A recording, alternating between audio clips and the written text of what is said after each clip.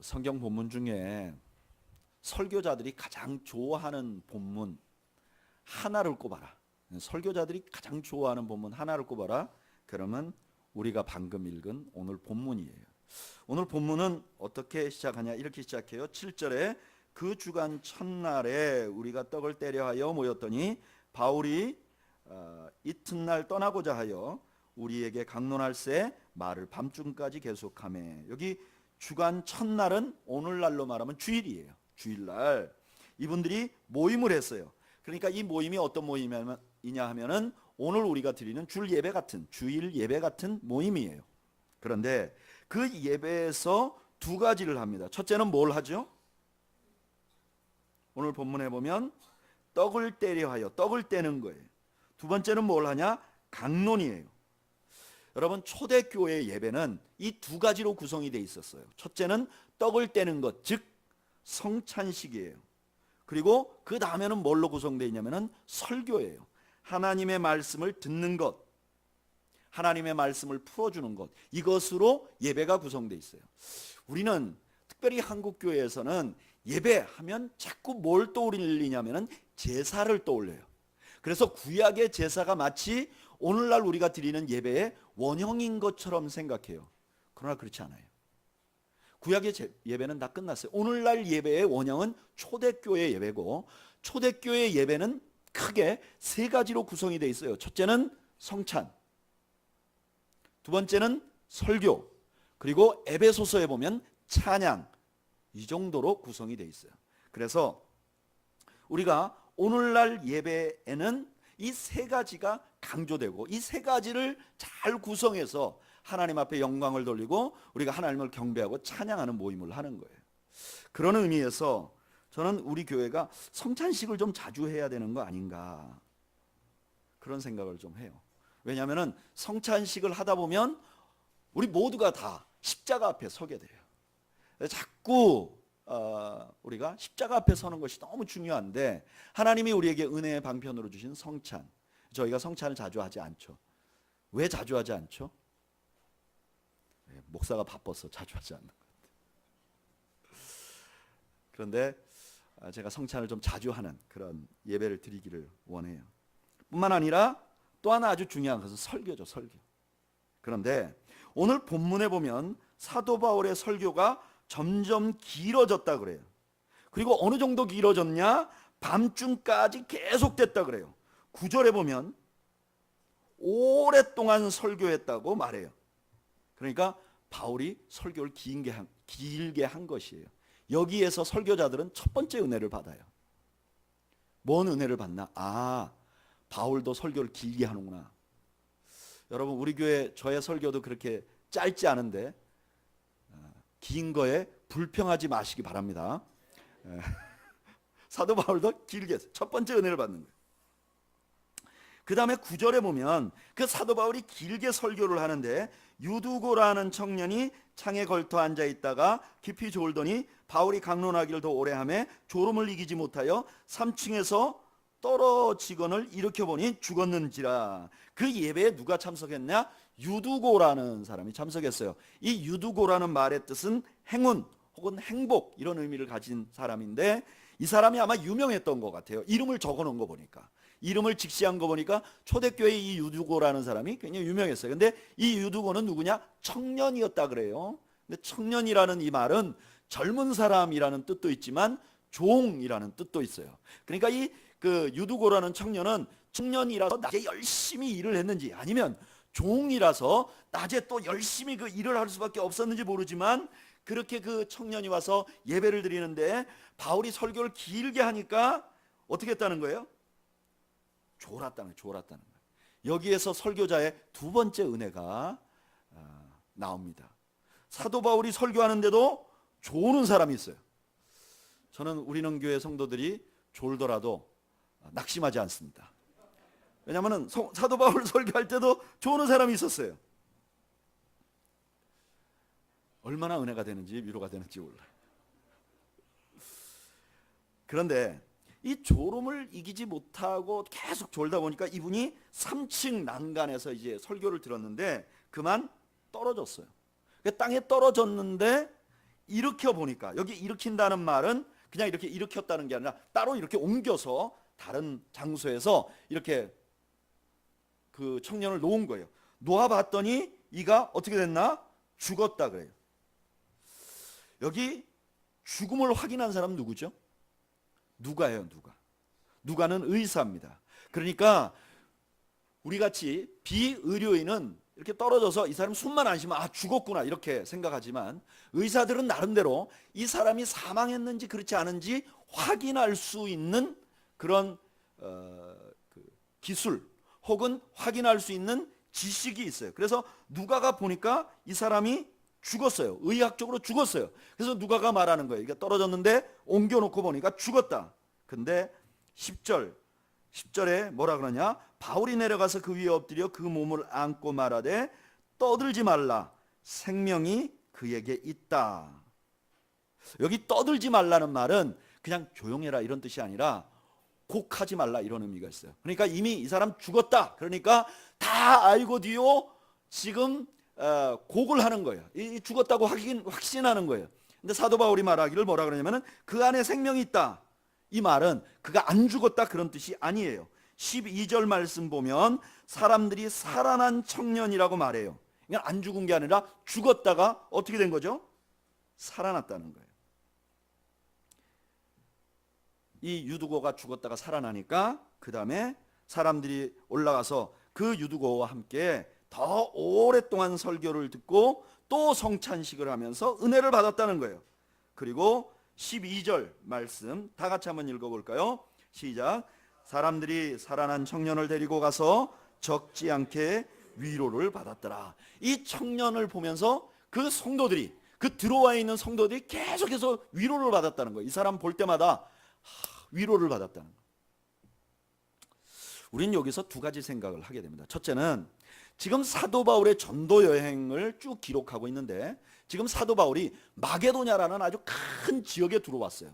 그래서 에베소를 지나서 빌립보, 그리고 여러 지역을 지나면서 드로아라는 지역까지 왔어요.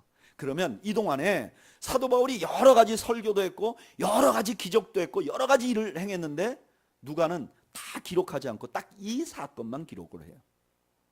그리고 두 번째, 이 죽은 아이가 살아난 것, 이 이야기 때문에 주변에 많은 사람들이 그 아이를 볼 때마다, 그 청년을 볼 때마다 위로를 받았다는 거예요. 도대체 왜? 이 사건이 어떤 사건이길래 누가는 다른 여러 사건을 기록하지 않고 이것만 기록하고 그 초대교회 성도들이 유두고를 볼 때마다 힘을 얻고 위로를 얻었는가? 도대체 이 사건이 가지고 있는 의미가 무엇인가? 우리는 오늘 그 의미를 함께 살펴보면서 은혜를 나누려고 해요. 저를 따라 하시죠. 첫째, 참 생명이 무엇인지를 확신시켜 주기 때문입니다. 이 사건이 왜 그렇게 중요하냐? 이 사건이 참 생명이 무엇인지를 우리에게 확인시켜 준다는 거예요. 여러분, 성경에 보면 죽은 사람이 살아난 경우가 몇 번 있어요? 몇 번이나 있죠? 한 5번 정도 있어요. 첫째는 엘리야가 과부의 아들을 살린 적 있죠. 그 다음에 엘리사가 과부의 아들을 살린 적이 있어요. 그 다음에 예수님께서 야이로의 딸 살린 적이 있어요. 그 다음에 죽은 과부의 아들을 살린 적이 있어요. 그 다음에 죽은 나사로를 살린 적이 있어요. 3번 살리셨어요. 그리고 베드로가 다비다를 살린 적이 있어요. 5번 있어요. 지금 오늘 본문이 6번째 죽은 사람을 살리는 성경에 기록된 내용이에요. 그런데 이 바울이 유두고를 살려내는 이 장면을 가만히 보면 이 장면이 앞에 5가지 죽은 사람을 살린 이야기 중에 특히 엘리야와 엘리사가 살리는 장면과 굉장히 유사해요. 오늘 본문을 20절을 한번 읽어볼까요? 10절을 한번 읽어볼까요? 10절 20장 10절 읽어보죠. 시작. 바울이 내려가서 그 위에 엎드려 그 몸을 안고 말하되 떠들지 말라, 생명이 그에게 있다 하고, 바울이 유두고를 살리는데 그 위에 엎드려서, 유두고 위에 엎드려서 살려내요.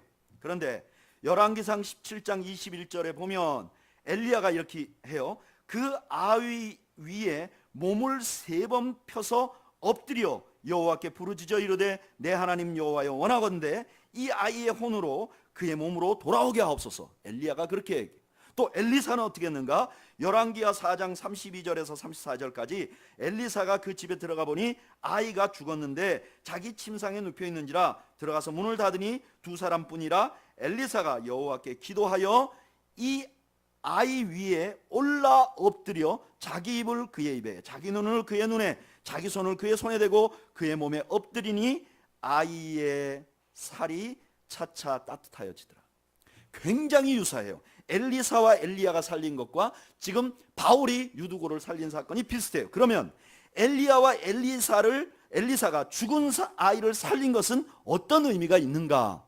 그 대답을 우리는 열왕기상 17장 24절에서 찾을 수 있어요. 한번 찾아볼까요? 구약 열왕기상 17장 24절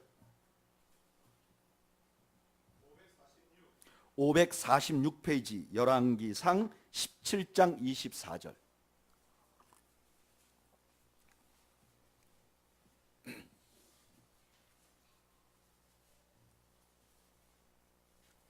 열왕기상 17장 24절 읽어보죠. 시작. 여인이 엘리야에게 이르되 내가 이제야 당신은 하나님의 사람이시요 당신의 입에 있는 여호와의 말씀이 진실한 줄 아노라 하니라. 아멘.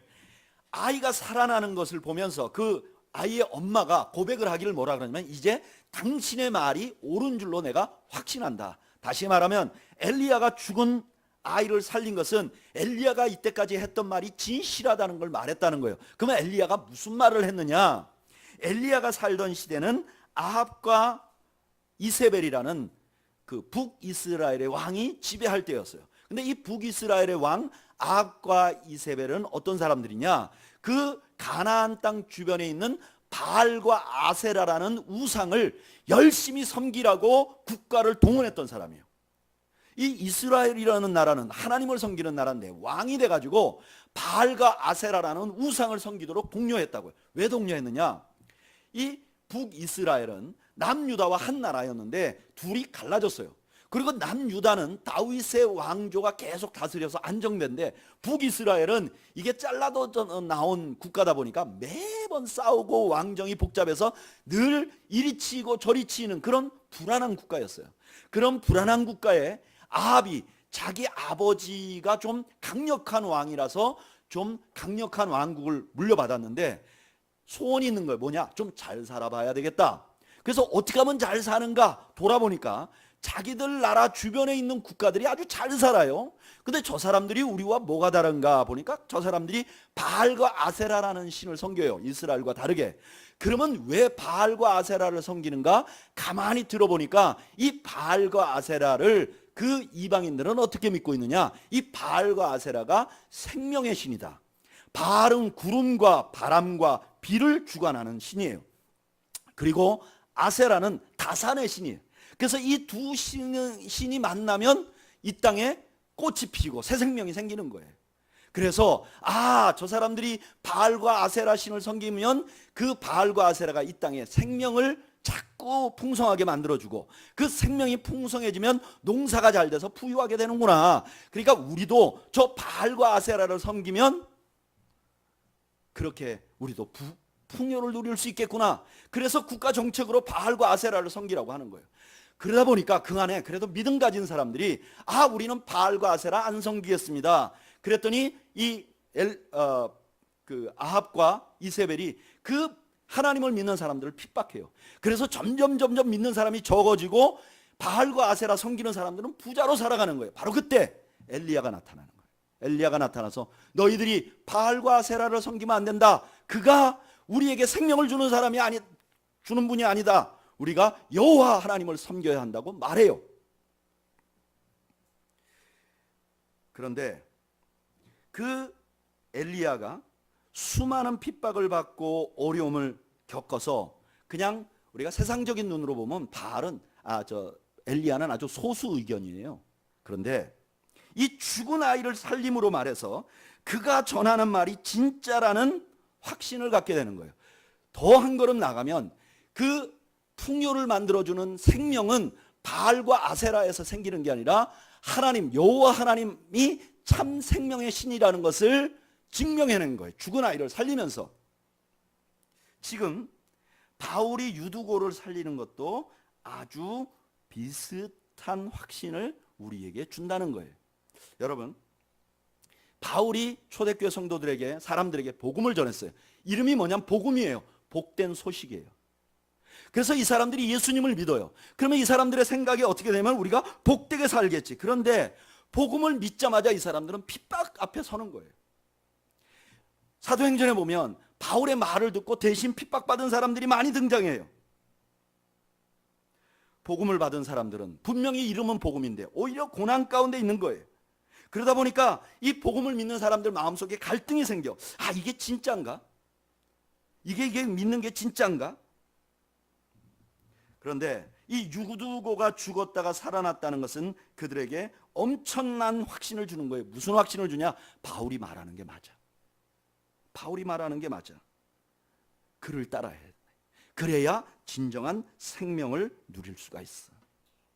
여기 바울이 사용한 여기 생명이라는 단어는 세 가지 의미가 있어요. 첫째는 살아있다 하는 의미가 있고, 두 번째는 부활했다 하는 의미가 있고, 세 번째는 하나님의 자녀로서 올바로 살고 있다, 이런 의미가 있는 말이에요.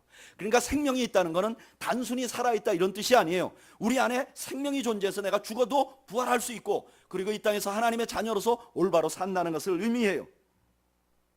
지금 바울이 전한 복음을 받아들이면 우리가 이 땅에서 진정한 생명을 가지고 살 수 있다는 바울의 말이 진짜라는 것을 이 죽은 아이가 살아나면서 증명을 해냈다는 거예요. 저는 이것이, 바로 이런 믿음이 오늘날을 사는 성도들에게도 너무너무 필요하다고 믿습니다. 여러분, 한국 기독교가 그동안 폭발적으로 성장을 했어요. 근데 그 기독교가 폭발적으로 성장하는 그 핵심에는 뭐가 있었냐면 기복신앙이 있어요. 기복신앙이란 뭐냐? 예수 믿으면 복 받는다. 예수 믿으면 복 받는다는 명제가 온 한국교회가 다 받아들였어요. 그런데 여기 복이라는 것은 다분히 물질적이고 세속적인 풍요를 의미해요. 그래서 우리나라가 다 어려울 때, 모두가 다 전쟁 이후에 막 힘들고 어렵고 보릿고개 지나고 또 하루 종일 일해야만 살 수 있을 그런 산업의 발전기에 있을 때는 너무나 많은 사람들이 이것이 위로가 됐어요. 그래, 예수 믿으면 복 받는다. 예수 믿으면 물질적으로 풍요로워지는데 교회 가자, 교회 가자. 그래서 그 사람들이 현재의 고통과 어려움을, 그 믿음을 가지고 이겨나갔어요. 그래서 사람들이 교회로 온 거예요. 그런데 이 땅이 점점 조금씩 풍요로워지면서, 그리고 사람들이 그전에는 이렇게 배움이 많지 않았는데 점점 머리가 깨고 배우면서 그게 아니라는 사실을 조금씩 알게 돼요. 여러분, 첫째는 어떤 문제가 있냐면은 해봤는데 안 돼. 예수 믿으면 복 받는다.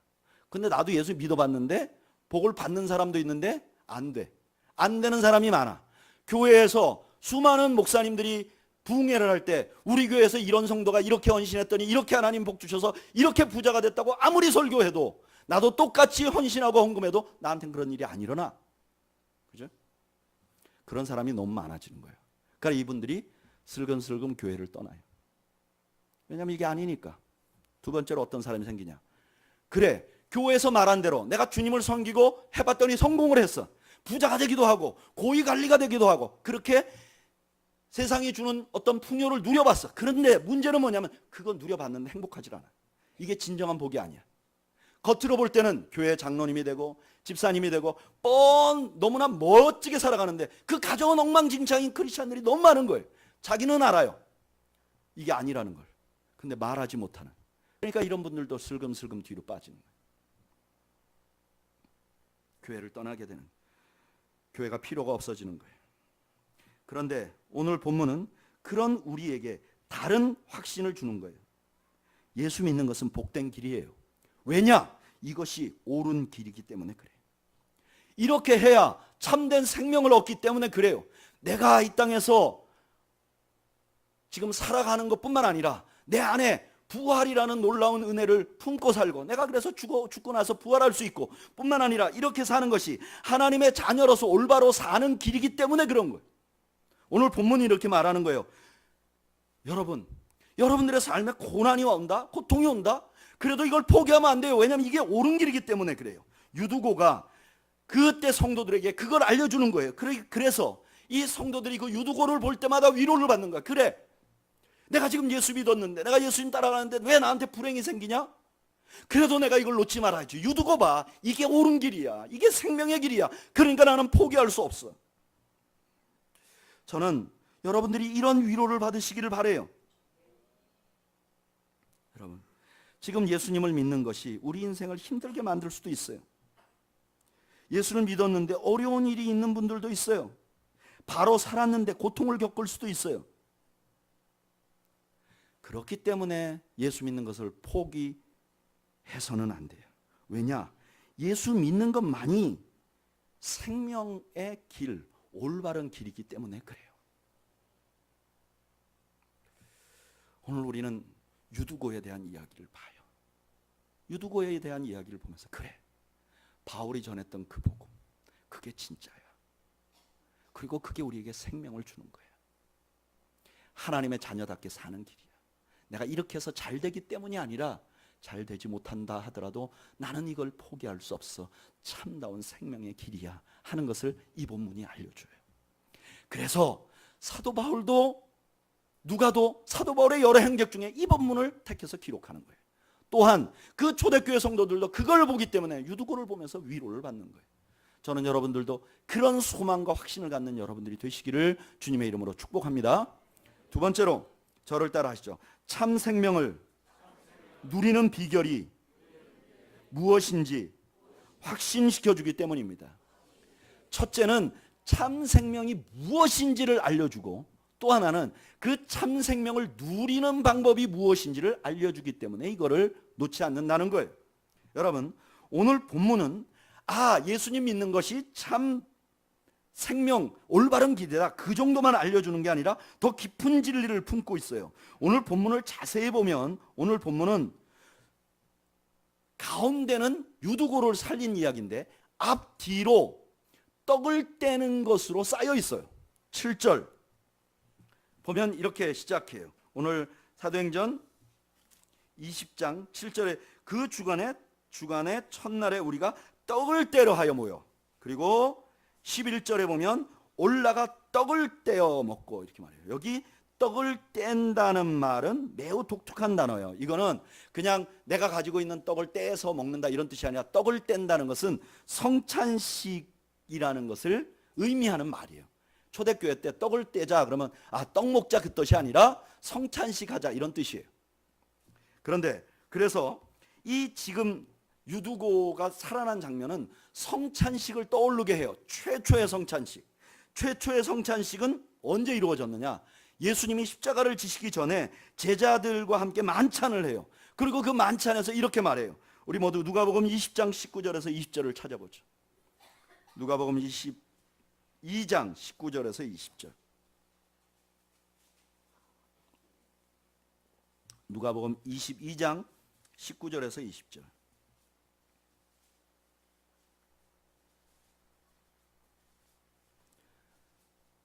읽어보겠습니다. 누가복음 22장 19절에서 20절 읽겠습니다. 시작.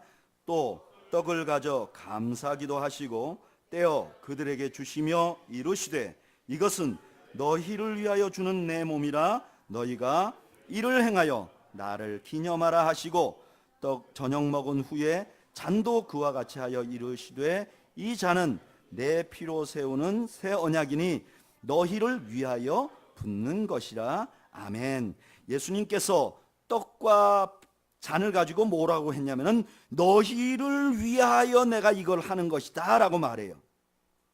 그리고 그 너희를 위하여 하는 것은 무엇을 하는 것이냐? 요한복음 6장 51절이 설명을 해줘요.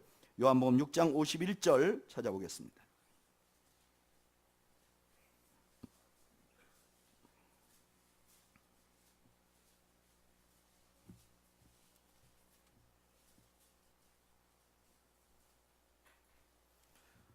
누가복음 6장 51절 읽어보겠습니다. 시작.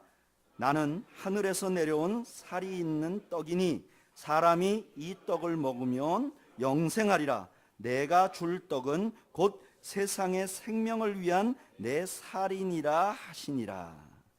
성찬식은요, 예수님이 앞으로 지나갈 십자가를 우리에게 설명해 주는데, 그 십자가를 통해서 우리에게 주고자 하는 게 뭐냐면은 생명이에요. 예수님이 십자가를 지시는데 왜 지셨는가? 우리에게 생명을 주시기 위함이에요. 이 틀 안에 지금 유두고가 살아난 이야기가 있어요. 그러면 유두고를 살린 건 누구죠? 유두고를 살린 거는 겉으로 볼 때는 바울이 엎드렸지만 실제로 유두고를 살린 건 누구예요? 예수님이시라는 거예요. 예수님은 이 땅에 스스로 유일한 생명이라고 말씀하셨어요. 요한복음 14장 6절에 예수께서 이르시되 내가 곧 길이요 진리요 생명이다.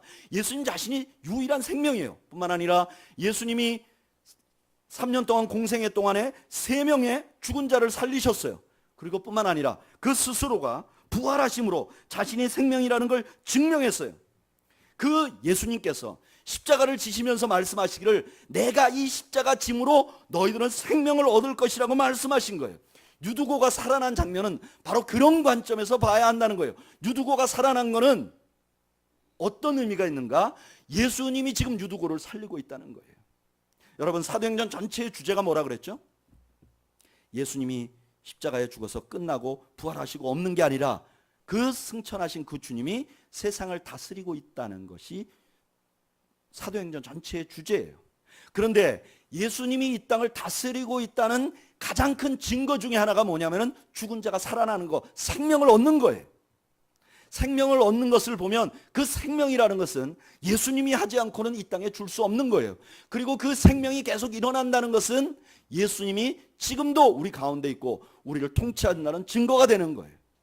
저는 그런 의미에서 교회 안에 새로운 생명이 태어나는 것, 어린아이가 태어나는 거 말고 믿지 않는 사람들이 예수를 믿는다는 것, 이것이 예수님이 지금 이 공동체를 통치하고 있다는 아주 중요한 증거인 줄로 믿습니다. 저는 우리는 교회가 지금까지 그런 교회였음을 감사합니다. 우리 교회가 그래서 매년 성인들을 세례줬어요. 기억하시죠? 우리 세례 1호, 2호 지금 증거로 여전히 지금 우리 가운데 계세요. 그리고 작년, 재작년에는 여러 명의 우리 청년들을 세례를 줬어요. 세례가 이 공동체에서 계속 일어난다는 것은 우리 주님이 우리 가운데 통치한다는 걸 증명하는 거예요. 그래서 우리 새로운 생명들이 예수를 믿는 것을 보면서 우리 공동체로 무엇을 확신해야 되냐면, 주님이 살아있구나. 여러분, 사실 믿지 않는 사람이 믿는다는 거예요. 이거 기적이에요. 기적이에요. 이게 그냥 될 수 없어요. 특별히 여러분들 주변에는 정말 이 사람은 절대로 믿지 않을 사람인데 예수 믿는다, 그런 사람들이 있을 거예요. 그리고 여기 계신 분들 중에 일부는 아이고 목사님 그게 보라 접니다, 이렇게 말하는 분들도 있을 거예요. 예수 절대로 믿을 수 없을 것 같은 그가 여기 앉아서 예배드리는 것 자체가 우리 공동체에 하나님이 통치하시는 증거인 줄로 믿습니다. 지금 이 사건은 뭘 보여주느냐? 주님이 지금도 우리 공동체에서 죽은 사람을 살리는 일을 하고 있다는 것을 보여주기 때문에 유두고를 볼 때마다 성도들이 위로를 받는 거야. 그래, 주님이 없는 게 아니라 유두고를 살린 거 보니까 우리 주님이 우리 가운데 계시고 지금도 역사하시는구나, 이런 확신을 갖게 되는 거죠. 또한 유두고가 생명을 얻는 것을 보면서 어떻게 생명을 얻게 되었는지도 볼 수 있어요. 이 성찬식을 중심으로 보면 유두고가 어떻게 생명을 얻게 됐죠? 겉으로 볼 때는 사도 바울이 말하고 엎드려서 말했기 때문에 이가 살아난 것 같이 보여요. 그러나 실제로 이 유두고가 살아난 이유는 유두고를 살리기 위해서 예수님께서 십자가를 지셨기 때문이라는 것을 볼 수 있도록 만들어줘요. 성찬식. 여러분, 그 유두고를 살린 것이 예수님이 십자가 지심 때문에 살아났다는 것을 보면 어떤 고통스러운 상황 가운데서도 위로를 얻게 되고 그 고통을 이길 힘을 얻게 돼요. 기독교의 위로는 어디서부터 나오느냐? 하늘의 하나님이 나를 구원하기 위하여 십자가를 지셨다는 이 사건으로부터 시작되는 것임을 여러분 믿으시기를 바라요. 나를 위해 죽어 그 아들이 나를 위해 죽으셨기 때문에 내가 생명을 얻었다는 것 자체가 우리 기독교인들의 위로의 시작이고 위로의 끝이에요. 너무나 많은 성도들이 세상을 살아가다 보면 어려움이 있어요. 우리 모두가 위로가 필요하잖아요. 남자는 남자대로, 여자는 여자대로, 나이가 많은 사람은 나이가 많은 사람대로, 나이가 젊은 사람은 젊은 사람대로 우리 모두가 위로가 필요해요. 그래서 우리가 주님 앞에 나아갈 때 그 위로받고자 하는 보따리를 한가득 안고 나가서 주님 앞에 진열을 해놔요. 주님, 내가 이래서 위로가 필요해요. 내가 이래서 위로가 필요해요. 내가 이래서 위로가 필요해요. 제가 어렸을 때 이 교회에 기도하는 분들이 많았어요. 제가 다녔던 교회, 조그만 개척교회였는데 기도하는 분들이 많았어요. 근데 여러분, 기도할 때 조심해야 되는 게요, 젊은 애들은 기도 안 하고 어른들 기도 듣는 경우가 가끔 있어요. 저도 기도하러 가면 어른들은 열심히 기도하는데 저는 기도가 잘 안 되니까 그게 들려요.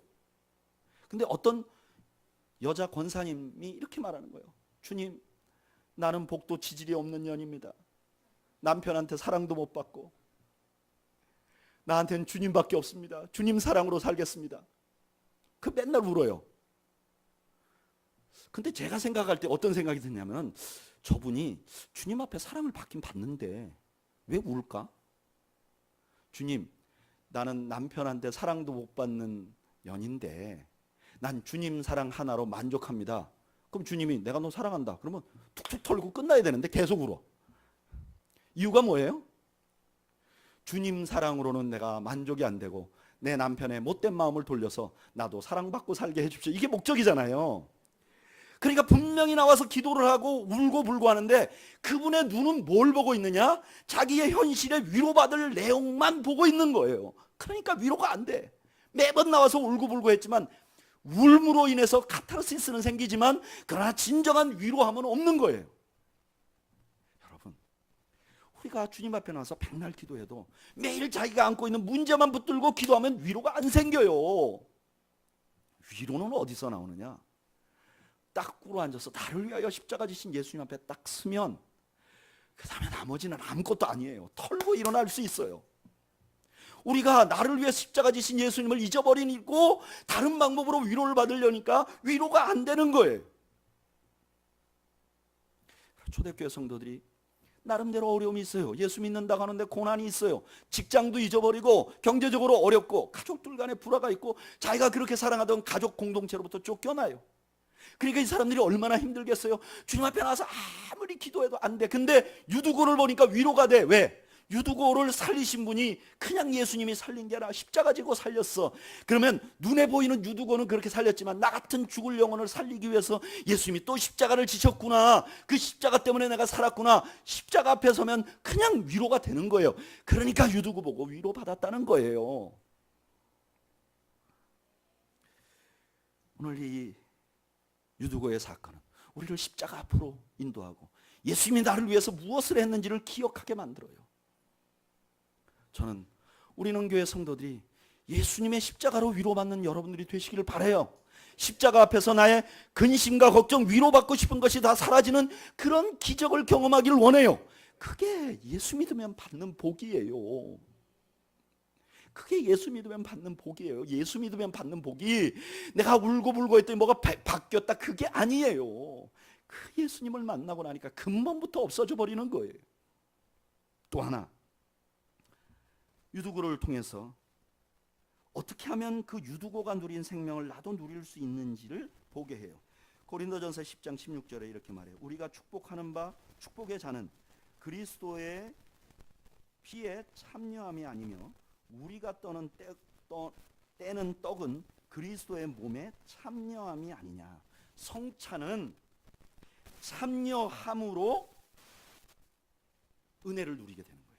성찬은 예수님이 이미 십자가를 이루어 놨어요. 근데 우리가 그것과 우리가 아무 상관이 없으면 그 생명이 우리에게 오지 않는 거예요. 내가 그 성찬에 그리스도의 십자가에 참여할 때 그게 은혜가 된다는 거예요. 그러니까 예수님의 십자가가 나를 위하여 흘린 살과 피라는 걸 내가 믿게 될 때 그것이 나의 삶에 적용이 된다는 거예요. 그 피가 나 때문에, 그 살이 나 때문에 찢겼다는 것을 알고, 그리고 그것 때문에 내 자신이 십자가 앞에 죽을 때에 예수님처럼, 예수님이 나를 위하여 죽은 것처럼 내가 예수님을 위하여 죽을 때에 진정한 생명을 얻는 거예요. 기독교는 생명의 종교예요. 이거는 단순히 사는 게 아니에요. 우리가 이 땅에 살면서 하나님의 자녀로서 사는 거예요. 그리고 영원한 생명을 얻는 거예요. 그런데 이것은 어떻게 해서 가능한가? 내가 매일 성찬에 참여하며 내가 십자가에 살 때 가능한 거예요. 그럴 때만 우리가 진정한 위로를 받는 거예요. 여러분, 우리가 매일같이 십자가에 서는 건 쉽지 않아요. 내가 매일같이 죽는다는 것은 손해보는 것 같아요. 갈등이 생겨요. 그런데 유두고를 보면서 아 그래, 이렇게 사는 게 맞아, 이렇게 사는 게 영원한 생명을 얻는 것이야 라는 확신을 갖고 이들이 위로를 받게 된 거예요. 여러분, 저는 우리도 그런 위로를 누리기를 주님의 이름으로 축복해요. 내가 죽고 내가 양보하고 나 자신이 죽으면요, 정말 우리가 생각하지 못했던 위로를 받을 수 있어요. 내가 예수님같이 죽으면, 제가 지금 3년 반 동안 우리는 교회를 시작하면서 계속 십자가 설교만 해요. 여러분, 제가 한 얘기가 뭐예요? 그냥 한마디로 말하면 우리가 죽자는 거죠. 십자가의 예수님처럼. 제가 똑같은 시간에, 이 시간에 예배를 마치고 6시가 되면 서울에 가서 설교를 해요. 컴패션 밴드, 연예인을 꿈꾸는 아이들에게 설교를 해요. 그들에게도 설교 주제가 뭐냐면 죽으라는 거예요. 네가 죽어야 된다는 거예요. 예수님이 우리를 위하여 죽었듯이 우리가 그 십자가에 동참해야 우리가 진정한 복을 누린다는 거예요. 그래서 실제로 변화가 많아요. 부부싸움이 막 잦았던 젊은 부부가 화해를 하고 지금은 너무너무 행복해요. 멀리 이민을 가면서도 목사님이 십자가의 말씀을 내가 꼭 들어야 되는데 이걸 자꾸 안 들으면 우리가 자꾸 자아가 살아나서 또 싸우고 또 문제가 생기고 또 근심하고 그래요. 저는 우리는 교회 성도들 안에서도 그런 기적은 일어나고 있다고 믿습니다. 우리가 변화되고 있잖아요. 그럼에도 불구하고 내가 죽으려면 그때그때 갈등이 생겨요. 어쩌다 내가 저런 목사를 만나서 죽으라는 얘기를 나만 듣고 저건 안 듣고, 나만 죽으면 나만 손해지, 그런 마음이 자꾸 든다고요. 우리가 그런 마음이 든다고. 그리고 둘 다 들었어도 왜 내가 은혜를 받고 난 죽어, 저건 안 죽는데, 그런 갈등이 있잖아요. 그리고 우리가 그래, 내가 죽고 내가 손해봐야지, 그러면 마음이 편해야 되는데 집에 오면 안 편해. 분명히 말씀대로 했으면 내가 마음이 평안해야 되는데 안 평안해. 예수 내가 믿고 덕은 저게 보는구나, 그런 갈등이 우리 안에 있어요. 이게 진짜 옳은 길인가? 이렇게 손해보다가 끝이 진짜 아무것도 아닌 거 아니야? 이런 갈등이 있어요 우리한테. 그때 다시 십자가를 바라보는 거죠. 유두고는 그 성도들에게 그런 확신을 주는 거예요. 똑같이 우리 자신이 십자가 앞에 서는 거예요. 봐, 예수님 그렇게 사셨잖아. 그리고 부활하시고 지금도 통치하시잖아. 지금 통치하시는 그분이 그렇게 살았잖아. 그때 우리가 이 땅을 살면서 진정한 위로를 받는 거예요. 여러분, 처음으로 돌아가 볼까요? 이 말씀이 설교자들에게 위로가 되는, 바울도 길게 했으니까 나도 길게 해야지, 바울도 졸게 했는데 나도 졸게 해도 괜찮지, 그게 아니고 이 본문이 십자가로 사는 사람들에게 말할 수 없는 위로를 주는 본문이기 때문에